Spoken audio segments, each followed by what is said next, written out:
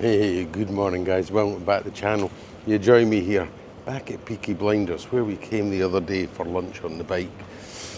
So, he said to me, if you come along at about 11 o'clock, it's a bit of a time when I've caught up with everything. So, let me take you into Peaky Blinders and meet the chef and owner.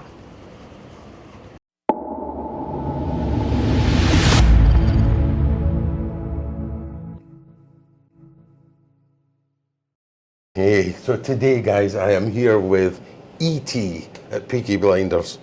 Hey, Dave. Really, really nice to see. I was in here the other day for lunch on the bike, and had a little chat with E.T. afterwards. And you said, "Yeah, come back and see me if you want to have a talk." Yeah. Yeah, and Saturday morning seems to be one of those more relaxing mornings for me. Glad to have you in here. Yeah. So this is 11 o'clock on a Saturday morning. 12 o'clock opens, and I said on the video I wouldn't come here after 8.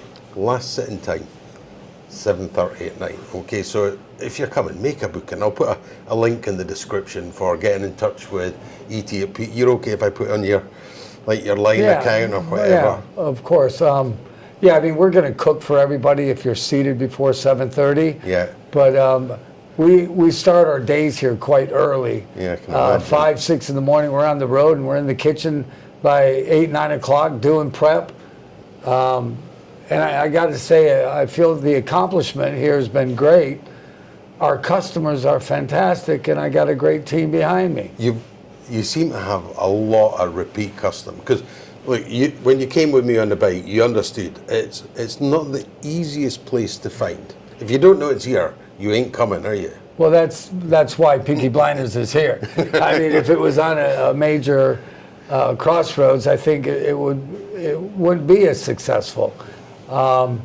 We care what we do here. The team behind here, I think our menu struck it right. It's quite familiar to everybody, but we hit the markets every morning, and we make a dessert of the day. God. Yeah, it was one thing I never tried when I was on the bike. I'm not a big dessert man. That's just me. But that was my main meal that day. So let's talk a little bit about you. When did you first come to Thailand? Wow. Well, I came here 31 years ago. Okay. I was headhunted for the hotel industry, and I was a pastry chef with them I had 100 staff in my bakery. We were very successful. And then I went and I worked in a hotel as executive chef and director of F&B. Uh-huh. That was another 5 years, and I knew I needed to be on my own. I wasn't wanting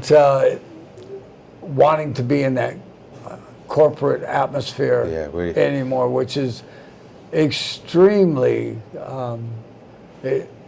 it's difficult. High pressure. It's a lot of pressure every day. Yeah, I can imagine. So then that brought me to Pattaya. I happened to like this kind of hidden soy, and I said it'd be a great way to put in a Peaky Blinder.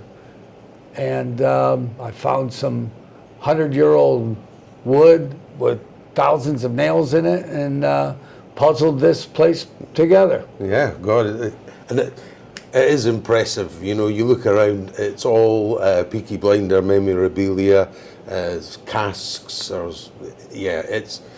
You call this room the what? This room? is the Garrison. The Garrison, yeah. So it gives you an idea of the style. Yeah, the Garrison's great for private functions. We can fit 20, but I prefer 16 here, and you get away from the dining area, and you can have your own laughs and go as loud as you want. So when did you open here, Peaky Blinders? No, that was a hard one. It was right at the beginning of COVID, and in the beginning I was going to be more of a commoner English pub, sports pub. Yeah.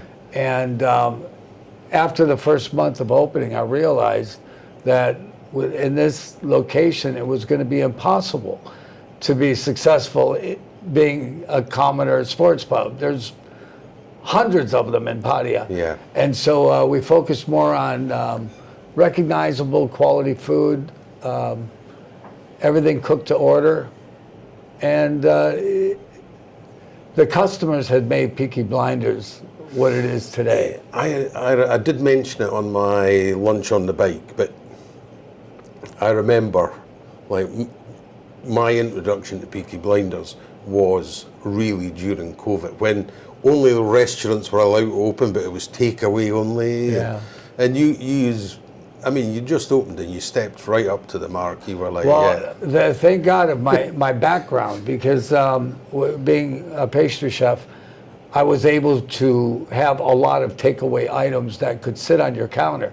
So doing quiche every day and doing banana bread and doing cinnamon buns. Yeah. And that helped us a lot. And it kind of built a reputation about things from the oven to the hand and take home. That's what quality is the time out of that oven and getting it home. Oh, God, so good on you. God. Yeah, I enjoyed that. It was difficult times for every business, because it wasn't going to be a normal working environment. I didn't know if I was going to make payroll. I mean, Yeah. it was just, and the place wasn't ready yet when I first opened. It needed a lot more to go, and I was patient. I had single phase electric in here, Okay. and there was no way you can operate a restaurant with that current, behind it. And so it took me a while, but I was able to put it together. I'm still today improving. And, change is always, you got to be able to adapt with in a restaurant. If you get too settled down and thinking that everything's good, well, maybe you're in the wrong industry, because it's a demanding lifestyle. Okay, so now just over 5 years, maybe 5.5. 5.5, yeah. Yeah, 5.5 years open here. And staffing, same now as it was then, or? Amazing. Initially there was turnover, but since my third month of being open, I've had the same team with me. I had someone leave, but I've got the same team, and we work together really well. We make mistakes, but we're not worried about telling each other that it can be done a little bit better. Yeah, you're quite happy to learn from your mistakes. You got to. Yeah. I mean, I got a great team, and that's what it takes. Okay. So, any plans here for the future? You say you're still developing the business. Is it little things? Or? Well, always. Every week I try to throw something in the menu that changes it. Like today, I couldn't find grouper, so I'm doing a halibut burger. Okay. And I got to say, this girl ran after me this morning. I was at the fish market. She ran after me, says, "Look at this halibut." She knows I love halibut. Yeah. And she says, "Look at this halibut." And they were like 2 kilos each. I said, "I take them all." I take them all. And when you go shopping, you want those people to know what you that like. what I'm looking for is special as well. Yeah. And I'll go through 20 salmon before I pick one. You got to be picky here in the kitchen, but let your suppliers know the same thing. Yeah. Instead of them offering you things you have no things that they want to get rid of. Yeah. You're into let them know what you want as a quality item, Yes. the type of things you like, and they'll cater to you. They'll look after you as a customer. And you got to do that every day. Okay. I mean, it's the consistency that on that plate which makes people talk. I want to go back just a little bit, because I asked you when you came to Thailand 31 years ago, Yeah. But where are you from originally? Because it's the one thing I'll always get asked. Well, I moved out of here from Houston, but I was born in northern Michigan, Okay. north of Traverse City. And being a chef, you moved around every 2.5 years. It was like a new job.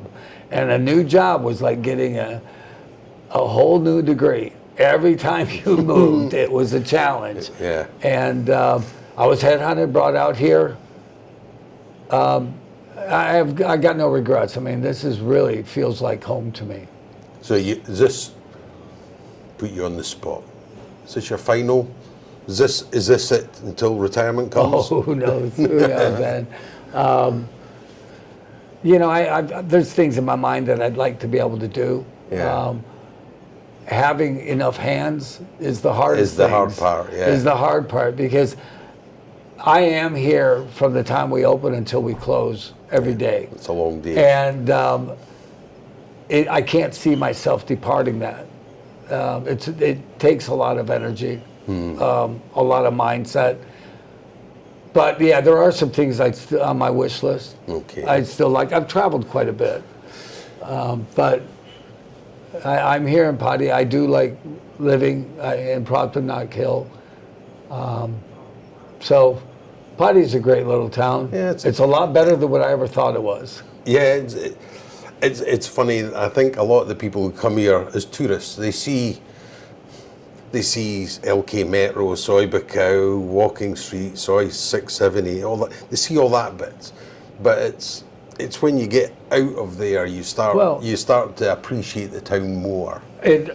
All my customers got PhDs in Pattaya. Yeah. They know it in and out, but they've grew with Pattaya, and they have a lifestyle which doesn't include going out 7 nights a week. Yeah. But they make time, and that's a reflection on the happiness that we have here with Peaky Blinders. We get them in here, and they all got stories. Yeah, I can imagine. Okay. Right. Answer this one only if you wish. Right. E.T. Where does that come from? Well, I was when I was young. I had that nickname, and it was so much easier when I first moved to Thailand that they would remember that the abbreviation, but it stands for Edward Thompson. Edward Thompson. And I make jokes about what else it means, but. Phone home. Everyone seems to remember that. Yeah, for sure. So, thanks, okay, Dave. Okay, no, it's well, there you go. It's Edward Thompson, right?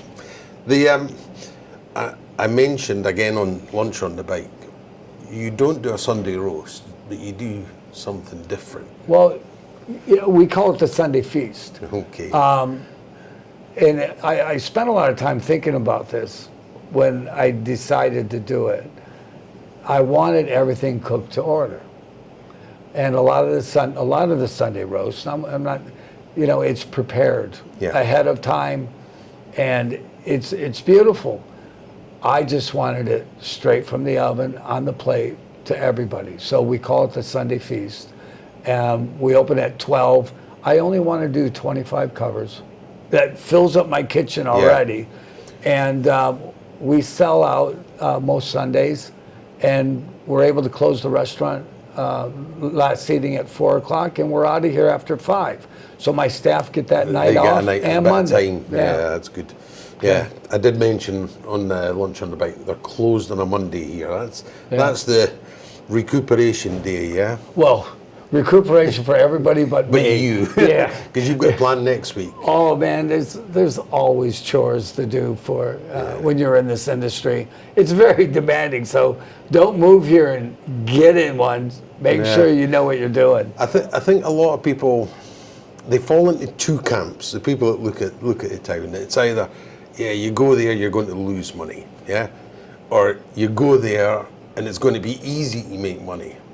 Well, but I want to meet those people because I haven't met them yet. Yeah. I know, but obviously the amount of effort you have to put in, it's not easy. Running a business here is. It's 14 to 16 hours every day, and you got to be in the mood. You can't walk in grumpy. You gotta Just go with you it. gotta try and make people happy walking out the door. For sure. So and that's what I keep on telling the staff. I said, you're on stage when people walk in here. They're watching you, and you can make them walk out clapping. E.T., thank you very much again for having me down, letting me in here twice, once for my lunch and once to sit and have a chat with you. So, Great. thank you very much. All right. All the best. All right, cheers. Guys, there we go. That was E.T. at Peaky Blinders and Pattayas Soi 1. Come up past the units, first left, and it's in Pattaya Heights Condo. So we will see you next time. Bye-bye for now.